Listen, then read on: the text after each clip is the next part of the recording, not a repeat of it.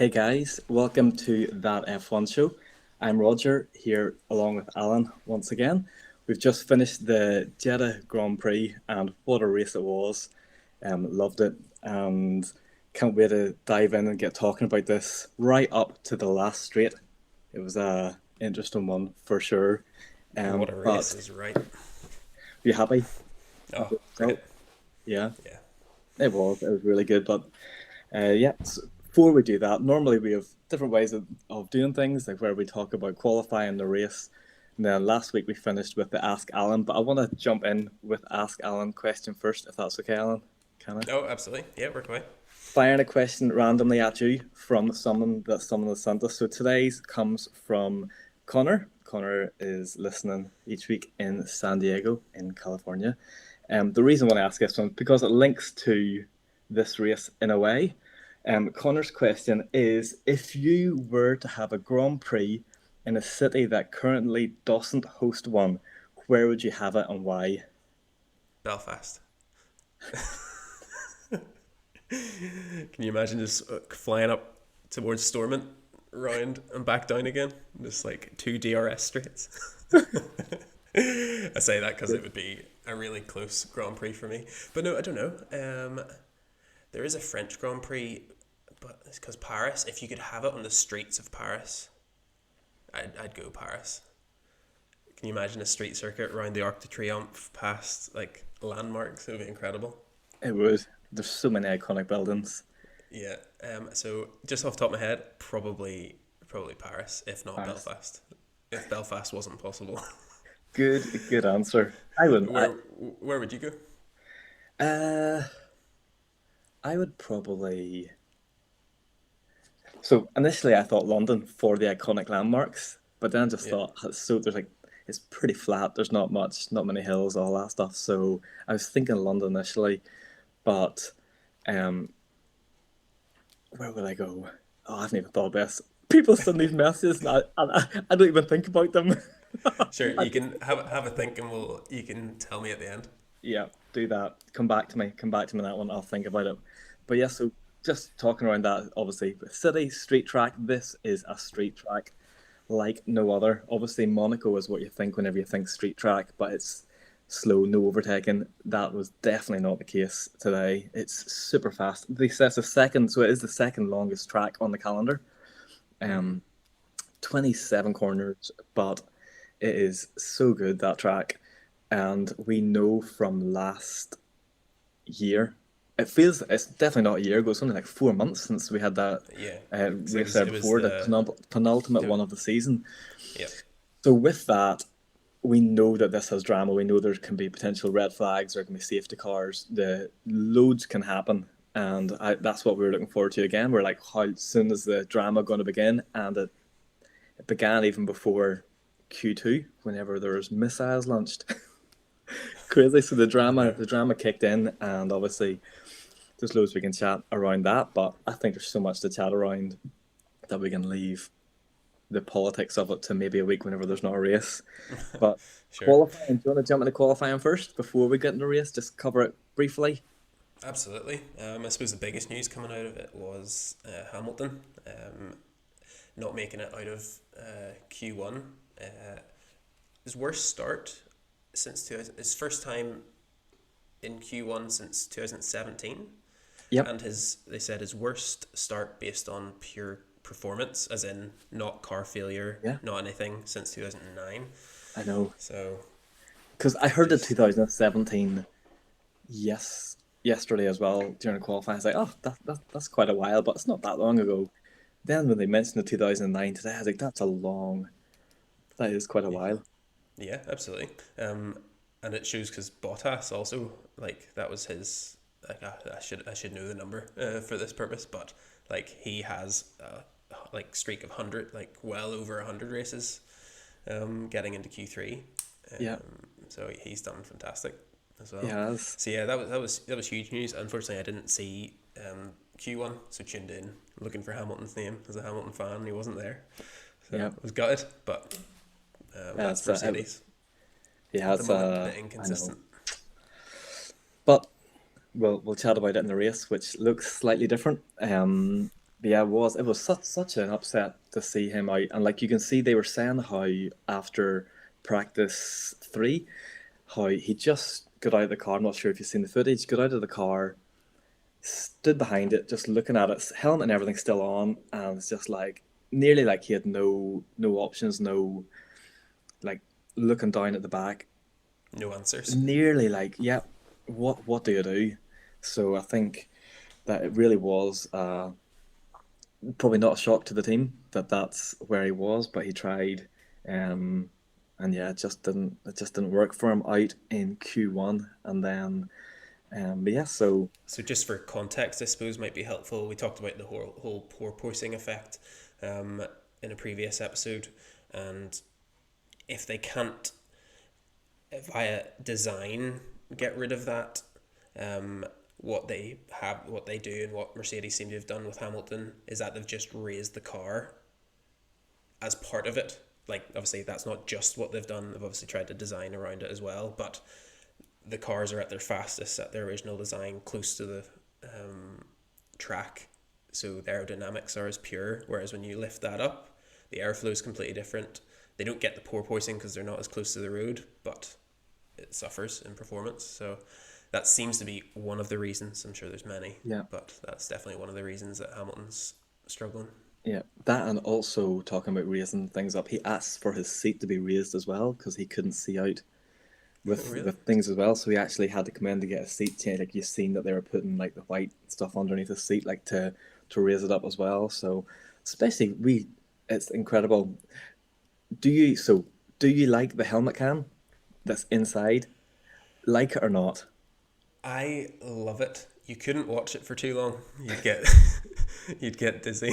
Yeah, But it's such a cool angle. It's as close to their eye line as I yeah, suppose you could possibly get, as opposed to unless you put something on the bridge of their nose. But um, it's fantastic. It's the same as last year. They had for the first time the camera sort of right on the shoulder, yeah, and that view was incredible. And then yeah, this is just doing one yeah, slightly better. What yeah. about you? Do you like it? I I love to see it. I love to watch it.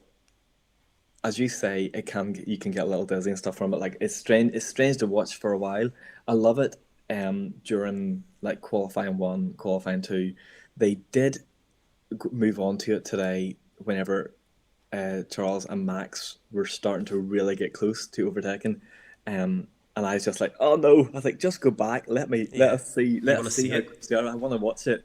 Like I know, I know he's like he can't barely see anything, and like it's the distances are crazy. I But I was suppose just like, because of last week, like obviously again Max and Charles, and then after the race was when they released the footage of yeah, the first time Max overtook him from Charles's head cam, and I suppose maybe the response to that, they were like, "Oh flip, right? Everyone yeah, loves this. We got to get it in," and probably yeah, used it too much yeah. during the race. It Absolutely. is. Whereas It's it's show the fun. actual battle, then Yeah, go back and show it. yeah. It's incredible. Like I do really like it. So Hamilton's out in Q1, Q2. Obviously, the big thing was big crash with Schumacher. Like what a hit! I'm not sure if you caught the crash. I know like you Did posted it on actually. social media stuff, but like that was a um, what a right off to the car, but also how he got out of that. Like just shows you how much cars have improved. We knew this with Grosjean, but then at the same time, Grosjean's crash in Bahrain, that the car caught fire and just like he's lucky to be alive. This one, there's no fire. The strangely, it's with a Haas still as well, so you can see that they've improved in that way. But those poor mechanics building cars all the time. But it was like they like that took a 170 miles per hour crash, and for him to be communicating with them, going out chatting to all the people around him that we've seen from footage afterwards, and to be at the track today, being like, yeah, so, It was a wee bit disconcerting though, because I suppose they got the FIA or whoever is in control of the, I suppose Formula One, who's in control of the what we see in the TV screens. They got a lot of flack for how they showed the Grosjean crash back then, because they were pretty much on it the whole time. yeah, We were potentially watching a guy burn to death. yeah, So they've obviously talked about that, how they display big crashes, which the answer seems to be they don't, yeah, because he crashed, and all of a sudden they panned away. They started talking about it, but they didn't show the replay. Which Whenever, sometimes makes you think that it's worse. well, that's what I was saying. It's a bit disconcerting because we know there's been a crash, but they've shown nothing. They're Yeah, talking about, is he moving, is he not? And then the first time they show it is from a like 300 yards yeah, down the track. So yeah, it it's clearly just in case worst thing happens or something serious has happened, you got to respect sort of privacy in that moment. But yeah, it's a yeah, bit nerve wracking and disconcerting whenever yeah. he crashed and they didn't sort of show the replay or show how he Did was doing. Did you see the initial lift when the crane came in to lift his car up? And the back just Oh, snapped dear off me. it. I was thinking, guys, there's got to be a better way than just a quick yank. Yeah, and Jensen Button's like, "Oh, that's supposed to happen. That's how it's supposed to go. It's supposed to fall away." And you're just like, I'm sure Haas are like, "Oh, yay!" It's true. Not only that, but you can see the amount of people. I've seen someone's comments being like, everyone looking at the underside of the car. One part is completely ripped away, but the other one, they're because these each team wants to know what every other team is doing. And one bit you can never see is the underside of the car. Well, you hope you never see that bit. But in times like that, when you lift them up, you can obviously see aerodynamic Every work other team's under just that. like Yeah. looking at their Yeah. screens. But So yeah, yeah, so that was then, thank goodness Mick Schumacher's okay, yeah, and could have raced today, as in that's how yeah, okay he was. He could have yeah, raced, but apparently Haas couldn't risk another crash. If they'd crashed in this race with that car, they actually might not have enough parts yeah, to race, to have a car to race in Australia in 2 weeks. So yeah, just shows you sort of how many. Well, I suppose if it was a small crash where it's front wing damage or an axle or whatever, they'd have that. But that was probably going to be a full car rebuild, so yeah. they just chose not to race him. And then, Q3. yeah, I suppose we'll just touch on the headline: Perez. I thought you were going to Perez say, get. oh, oh, God, fifth. Best of the rest. So yeah, On Perez. you What go, do you think about Perez. that? Oh Yeah, no, there's not much to say. Just an absolute flyer, as he said. Even if he drove 1,000 laps, none of them would have been as good as that lap. yeah, So congratulations to him. yeah, Unfortunately, that joy lasted about 24 hours yeah, because on to the race. yeah. On to the race. What So a race! start. I know. It was like I was watching the start. Interesting to see how each driver approaches a formation lap differently. So this is one thing I watched today, and how so whenever they pull up to their where they leave, they have the yellow line that they look for. That's where they put their tires close to being straight on that yellow line because that's as far forward as they can go to leave. But in formation lap, they don't have to just start from there. They start a wee bit back so that as they leave the formation lap, they can leave a little bit of rubber from their tires so they have extra grip leaving. So I seen today as like Perez, Leclerc, Max, they all had that, except Sainz hadn't. I was like, oh, Sainz has forgot to leave that little bit of room. But whenever you see the formation lap, I see straight away seen Sainz was jumping left, so he didn't need that lose like the two lines, number 11s, whatever you want to call them.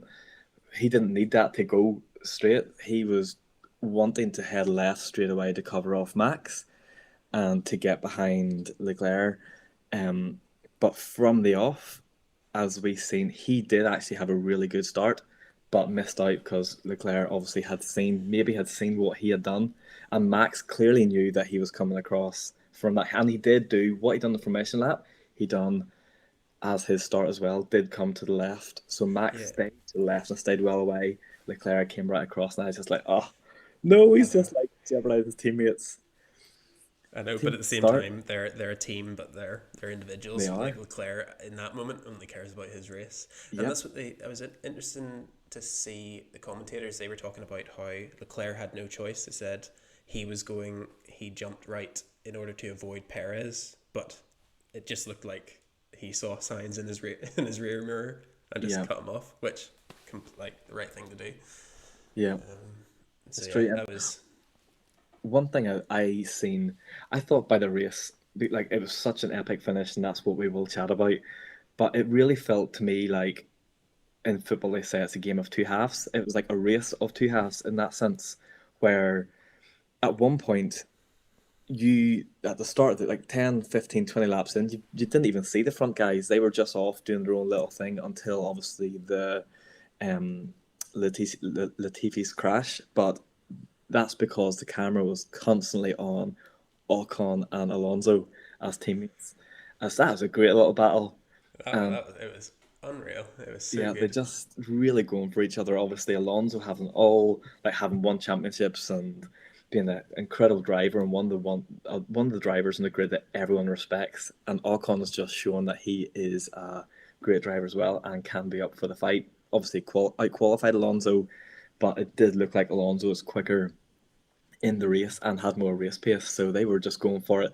And the commentators were saying, "Oh, I'm sure the team principals were on to these guys now, saying, guys, you're wearing your tires out, you're losing."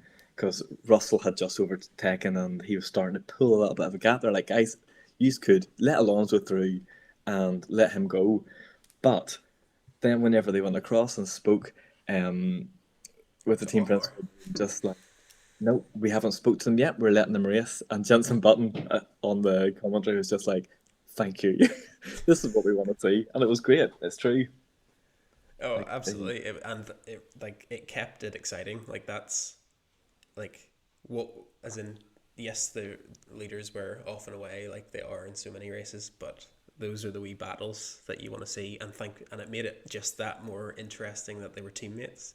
Like if it yeah, was a Haas on a Alfa Romeo or whatever, it would have been great to see. But the fact is, you're just like, well, if they touch, team's gonna go nuts. How yeah, does that reflect in their relationship as a team? Because they are apparently really good mates. yeah, They get on well. All of a sudden, if one of them crashes out due to the other, that may yeah. I not be the know. case so much. But I Yeah, think the way it ended, there was you just I suppose they just have to have respect for it. yeah, Ocon tried his best for 4 or 5 laps, and then the team were just like, "Guy, Ocon, just hold your position," where yeah, because they'd burn out, the tires would go, everything would yeah, go, and Bottas was coming up his rear end. So yeah, it was like I hadn't thought of that about a tale of two halves, but absolutely. Now that I think yeah. about it, you didn't see much of You Perez, didn't. Leclerc, Sainz, Verstappen Yeah, until Latifi's crash, which was just poor Perez. Like as I said last week, I felt for him in race one. and you feel for him in race two. I feel for him in race two. How long is this going to go on? But for him to like fair play. If it was tactics game, fair play to Ferrari. Like in this, they're like, okay, they had already said beforehand our tire wears better, but then they're like, okay, we're going to box, trying to get the undercut. So they're like box, box, box, and you could just say that. And then like the commentators are like, oh, and Red Bull are getting ready as well. It was so good. Like they were just so. And obviously Leclerc's told if he boxes, stay out, whichever he does. So it's not that it was good tax. It just came down. It was on the lap, like a few corners after that it happened. So Yeah. poor And Perez that as that the happened. again the commentators went in, it's like that was outstanding by Ferrari, but even they didn't know Latifi was going to crash. So No, it was a good no, call, maybe, and then all of a sudden because of Latifi, it's a good call, definitely. Because yeah, for those of you who maybe are new to Formula One, there's a thing called the undercut, which is basically if you're behind an opponent and you are close enough, you can come into the pits. They obviously have to do another lap. You then get fresh tires and can hopefully do a slightly faster lap by the time they come into the pits. So if your pit stop's quick and you have a really fast lap on fresh tires, you might be able to overtake them as they come out of the pits. So that's what they were going for. Red Bull are trying to stop that by pitting at the same time. And yeah, who knows if it would have worked. I'm sure Ferrari will hold to being like, oh, well, it always would have worked, but yeah, we'll never know. yeah. We won't. And it sort of reminded me of the race at Jeddah last time. If you remember, there was, ironically, strangely, Mick Schumacher's crash, which brought out the virtual safety car for 2 laps, which is whenever the Mercedes pit. Remember, Hamilton came in for his tires, and then they red flagged it, but that put him back position, and they red flagged it, which means that because of a red flag and all the cars have stopped, they can change tires. So at that point, I thought whenever I seen Latifi's crash, I thought straight away this is going to be a red flag. And straight away I thought, oh, this is great for Ferrari, this is great for Max as well, because they're up. And then I thought even George will be ahead now of Perez, but thankfully they kept it going. They kept it more of a smooth race where it wasn't start and stop. But yeah, poor Well, Perez. red flags seem to be if barriers in particular Yeah, are broken, yeah, because they obviously need to be repaired properly in order to be safe, or obviously if debris and everything's just sprayed across the track and it would be unsafe for cars to continue driving, then they red flag it. So whenever it came on, and especially when they showed the Latifi's crash replay, you could see it wasn't too bad. So yeah, virtual safety car, and then ultimately safety car. So yeah. um, So and yeah, then per with the safety car then that did come whenever they were pitting, you had so this is where I think that tactics wise Red Bull were good. So whenever do you remember? So Sainz came out of the pits and Perez was coming up. So you've got the white line, which is the safety car line that you've got to be across. That's where you know who has the position. So Sainz came out. They looked at it about half a meter ahead, which gave him third place, and Perez was fourth. But Perez came around the corner and was in front. and So you they can't overtake you under a can't safety car. overtake behind the safety car. Yeah. So whenever Perez was in that position, he was third. Red Bull will have seen this and will have known for 2 laps that they have to give that place back, but they didn't. So they're smart. They gave it back within 3 corners after the safety car had come in and they were starting to race. I was like, that's smart because it gives Verstappen the freedom. Because Perez is like, I'm going to be fourth. So I think they played that one smartly and they didn't let him have it just before because at that point, Sainz then was a threat to Verstappen, which didn't give him the freedom to go for Charles at the front. That's just my thinking. Oh, absolutely.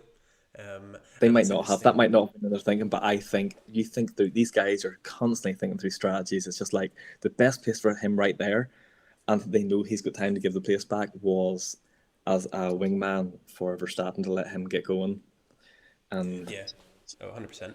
And it's interesting how I suppose it's just in such contrast to last season and obviously what Drive to Survive presents of the constant back and forth between the race director and the teams. It almost seemed like it was on the race director to instruct the switch, yeah, whereas actually the FIA actually want it to be sorted out between yeah, the drivers and the teams. So they want obviously you to know that's wrong, tell him to give the place back, as opposed to last year it was Horner and Toto like constantly in Michael Massey's ear, and Michael Massey would come in and be like, Horner, Max has to give that back. Whereas yeah. ideally it's just left up to the teams. If they're wrong and they don't correct it, then the FIA come in and give them Yeah, penalties. It's not which is on so the much FIA better. to. Oh, absolutely. The fact that It we're not worked. hearing It these wee definitely worked. cries to the race director, Yeah, it's like you don't miss it, yeah, so it shows that it's a good thing. yeah. It was good. But then I think after that, then the main thing is this battle between which I hope we're going to see so much this season between Uh, Leclerc and Verstappen. this is what so new regulations, new cars that can travel so closely together. This race is probably what the FIA dreamed of Yeah, whenever they brought in the new regulations. It yeah, was gripping start to finish, yeah, and you could have watched another 50 laps. yeah. Fantastic. Well, you nearly wanted there to be another 20 laps and another pit stop just to see what would have happened. Yeah, But absolutely. it was great, especially like highlight of the race for me was I think I this. know what you're going to say. Come on, Oh, well, guess. just as in whenever they were coming up to the DRS zone and Yes. they both like slammed on the brakes so that one of them would get Oh, DRS. so good. It's so good. Like, because racing, like, is obviously racing is racing in any form. Like, you've got to, it's tactics, it's battles. Like, these guys are going, they know whoever has the advantage, you want to have the advantage wherever is best on track. And they know they've done this now. So, coming up that back, the back straight, before coming into the final corner, like there's that white line that whoever crosses that within 1 second of the car in front has a DRS down the longest straight and the best overtaking opportunity. And Leclerc knew that they were better through the corners this race. Red Bull were better on the straight, so he knew that he was going to come for him, and he probably would have overtook him. So, and we had seen the lap before that he did overtake him. Then Leclerc got back in front of Max, but this time he's just too close to me. I'm not going to be able to do it again. So, and Max knew not to overtake him before this line this time. So, that's so good, so good. The both of them. Wherever I just seen them locking the brakes and just um, it just was like it filled white around the front of both their cars. I was just like, this is so good. And then like Charles just floored Leclerc, it. yeah. Max obviously wasn't expecting it to get to that extreme. Yeah, And then Leclerc's just like, boom, I'm away. Yeah, because what they were saying was last year, because of the whole dirty air thing, that you couldn't follow as close behind. It was basically once you got in front, away you went. Whereas now there's that, yeah, like, well, a fight. There's a back and forth, which what we've been waiting for. yeah, Can you imagine if, obviously, hindsight's wonderful and you wouldn't go back, maybe you would go back and change it, but Hamilton, Mercedes were so dominant, and it's exactly why these rules were brought in, but Hamilton, Rosberg, yeah, Hamilton, Vettel, like any of those, if they had equal cars like this, what the last decade would have been like. yeah. I know, because there were even points wise, there were definitely races that could have been won if you could have passed in different ways. But it's as they said, this is the reason why they've changed it, and what a change it has been. It really has been great, and that led the whole way, as we say, till the very last lap, and it looked like my heart was going. It really was the whole time. I was like, who is going to get this? And it was a close finish, but Max got his first win of the season. Well done to him. And what a fight we're going to have this year. Absolutely. Great that Sainz was up there as well. Yeah, so I'll just run through the top 10. So, yeah, first, Max Verstappen. Second, Charles Leclerc. 3, Carlos Sainz. 4, Sergio Perez. George Russell in 5th. Esteban Ocon in 6th. I suppose we should comment after talking about it at the start. Unfortunately, by the looks of it, the fight early on seems to have taken it out of Fernando Alonso's car, and towards the end, I suppose this actually caused sort of virtual safety car, which we can talk about as well if we want to. Unfortunately, for providing us such a good race at the start, he didn't cap it off. So Alonso unfortunately had to retire the car. Lando Norris, what a drive to get up to 7th, considering there were 4 cars that didn't finish in front of him. yeah. Yes, I suppose. But considering they finished so poorly last week to get a 7th. It's true. They'll be happy to get them. Pierre Gasly in 8, Kevin Magnussen in 9, and Lewis Hamilton up for 1 point in 10th. Yeah, but he looked like he was going to get so many more. That was my wife Abigail. Sorry. Yeah. Oh well, no, just like the reason he couldn't get more is because just Alonso dropping out. It's pity. I know. The thing is, he dropped out miles back, got so far back towards the pits, and that's just a strategy. Like Lewis could have been in before. Like obviously, Daniel Ricciardo's car was further back that other cars were able to get into the pits, but Alonso's was just pulling up slow, and then stopped, so the pit lane had to close, so he couldn't get in. But I think that they definitely could have pitted Lewis the lap before and given him a better chance of getting out and getting a few more points. Well, absolutely. That's got 2 more places up. Magnussen was able to come in, and obviously it depends where you are on track. Like it's sort of luck of the draw at that stage, because they were telling him, they were like, come in the pits. But it was so strange because for a sport and a team that have so much technical data, they were telling him to come into pits, and he's like, no, it's too late, I'm halfway down the pit straight. How did they not know where he was? It's true. It's like, oh man, Abigail was so like, she was sitting there, she's just going, what are these guys doing? It's like, come on. But it's nearly like pit strategy wise, Ferrari and Mercedes have just switched. Like it was always like the mechanic, like speed wise and tactics wise, it just seems to be rule reversal. And yeah, but good race, very good race. Oh, Happy that obviously happy that it went ahead to be able to see that race, and we will chat more about it. Politics next side, week. of that, which I Hmm. think that there's definitely going to be. I think Formula One, the FIA will definitely make a few more statements on this. They just wanted to get the race done and out of the way, obviously, of the whole missile attack. But Yeah. I think it will. There will be something will come out in a few more No, months. will we see another Saudi Grand Prix? I am not sure. I know, but I'm not like sure. we'll just leave that hanging there, and we'll We will. we'll We talk will. about it next week. Yeah. And Australia's coming up, obviously, now 2 weeks, which will be. I love the Australia. I love Albert Park. I think it's going to be an incredible race. Really missed it because of the whole COVID stuff over the last 2 years. So really looking forward to seeing that one. It's going to be an early start for us, Alan. We'll be up early. Yeah, Well, we're up early anyway with kids, but we'll be we'll enjoy that one. I know. Oh, I can't wait. Sort of now that we've had two like awesome weeks, it seems like an age because obviously our week's so filled with sort of looking up stuff and doing our research and everything for the podcast. The week's like 7 days feels like a long time between Yeah, podcasts. Never mind 14. yeah. I know. I know. So, It's well, going to be a lot. 14 between the race. We'll be podcasting next week, but I suppose it'd be good for a break. Um, Unfortunately for Charles Leclerc, he's not sitting pretty with two race wins. But Yeah, I'm sure as a Ferrari fan, you're just buzzing. Obviously, yeah, not the race you wanted. That's a yeah, neutrals race through and through. yeah, And it's actually, sorry, I know I did ask you a question, and I'm not giving you time to answer. But it's amazing how, well, from a Mercedes fan's perspective, because Red Bull and Mercedes aren't in direct competition anymore, I can appreciate Max winning. yeah, No, like because of the race it was, like I yeah, didn't really care who won.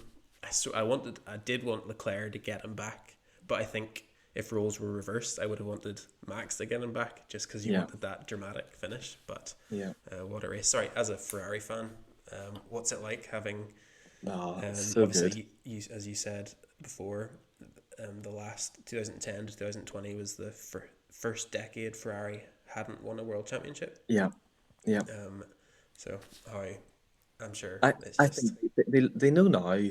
They've seen how good their preseason testing was. They've seen the first race. They've seen this race. They know they're up there for it. It's early on. I know we've got another 21 races to go, but it's a new year and no other like they've got a good start. They really do. If you look at points and the constructors, they're flying. They really are. They're doing so good. Another like both drivers again on the podium. It's really good. Other teams will definitely improve, but so will they, and so will Red Bull. So it's just a oh matter of absolutely long term through the season. I think that the Perez and Max is a phenomenal partnership. Like Perez will do really well to help Max, which was I thought today, which I really wanted to see was if Perez was in front the whole time, would they have let him win it? So say he was second or third. Say Leclerc got a better start and was leading, and Perez was second, Max was third. Because neither got points first race, would they just let it go like that, or would they have said, "Here, Max is long term probably going to be better. Let's let him have as many points now. Let's play the team orders." Or would I don't know. They will say that they would never get him to switch right now, but we would never know that. But I think it will be interesting to see. Good. I I I believe that they wouldn't have done team orders. Yeah. I think I, I I, just I don't think they would because it's so early on and they would get so ridiculed because of it. and absolutely, and I get Max is the marketable prospect for them, but Yeah. ultimately they want, like, surely, well, again, this is maybe I am just being romantic about it, but if they believe then Perez, like if Perez shows himself as the best driver, then they gotta back that horse. But yeah, Could Max you is the imagine Max would be fuming? I know. But like it's I think that especially because Perez got pole, I don't think they would ever have got him to do that. I don't, No. but it would be interesting to see. But I think that as driver lineups go, Leclerc and Sainz are phenomenal. I don't. I think Sainz is I think he will get, like, he's doing great. Obviously, second and third is phenomenal. It's just the one position behind Leclerc each time. But I think there's definitely race tracks that are suited to him better, and we've seen that in last season how Leclerc was flying ahead of him and he was nowhere near him, but then came back to beat him in the last race of the season to get finish higher than him in points. So I can see Sainz coming. Once he'll get a pole, he'll get a win, and that will be his form really up there. So it'll be good. It will be Do you great. do you think Signs is a long term option? Do you think? Do you, so obviously, if you come second in a team, like Yeah, there becomes a favorite. Like yeah, Leclerc obviously has been number one for the last couple of seasons, yeah, but if Signs regularly comes second to Leclerc's first, yeah, is that good enough to stay at Ferrari, or do you think Ferrari are always yeah. looking for someone to If you look compete? at this, it's a bit like Red Bull at the minute with I Max. If you suppose, look yeah, at Schumacher, Barrichello days, he was great. Then it was Massa, even Massa with Alonso. Like Massa's a great teammate. Obviously, nearly won the championship that year. Whenever Lewis just beat him in Brazil at the last few corners, but it was the Ferrari are happy to have a number one and a number two. It's just at the minute they both look like they could be a number one and both could be a number two. But I think Leclerc has definitely got his foot in front and has shown that. I But suppose, yeah, as that's a a good long, point. It's whether Signs is happy to be the number two. I think he is. He's happy to. Really? Well, not a number two. I think he is happy to be a number two, knowing he can still win. Got If you. that makes Fair enough. sense. So Yeah. he was a number two last year, but still beat them. And he's just like, you can call me number two, but I might still be a better driver. And I think he will show that. Yeah. Like, which is Hopefully. something that actually I got a message about this week. Someone wanted us to chat about how do you choose driver number one? How do you choose driver number two? What does that look like? So it's something we can probably chat around at some point, which would be good to do. Like how does a team pick who's number one, number two? Do you have to have a number one, number two? All of that, but we can. That's Yeah. We can another talk about conversation. that. Well, we can talk about that next weekend. Yeah, we could do Yeah. that. So we'll address that. But yeah, I don't think there's too much to cover. Like No, obviously, like we could talk about it for ages because it was such an exciting race, and I'm we buzzing could. because of it, and I could just talk and talk and talk. But it's Thanks probably a good everyone for place to listening. leave it. Thank you for listening each week from wherever you're at. I know we had people third on our list this week was Belgium, and fourth was India. Number one, number two, still the UK and US. But for those other ones listening, thanks from wherever you're listening at around the world. We really appreciate it. We enjoy doing this, just chatting to each other each week, and we hope you enjoy it as well. Yeah, and if you're listening right now, we'd really appreciate it if you just took out your phone or your laptop and just give us a wee rating, whether it's an honest rating, whether it's 1, 3, or 5 stars, or anywhere in, I suppose 2 or 4. Why didn't I just mention a one? If I went to that extent, but yeah, just an honest review. It would really help our show. It's been awesome for us to see each episode get more and more downloads, and each day actually moving up Yeah, the sort of rankings on the podcast charts. So yeah, we'd really appreciate it if you just leave us a quick review, even if it's just the stars. And if you subscribe or follow our podcast, it means you won't miss an episode. So yeah, and as ever, we are everywhere on social media at that F1 show. So thank you everyone for tuning in, and we'll speak to you next week. Just a reminder, no race next week. There's a break, and then we're in Australia. So have a good one. Have a great week.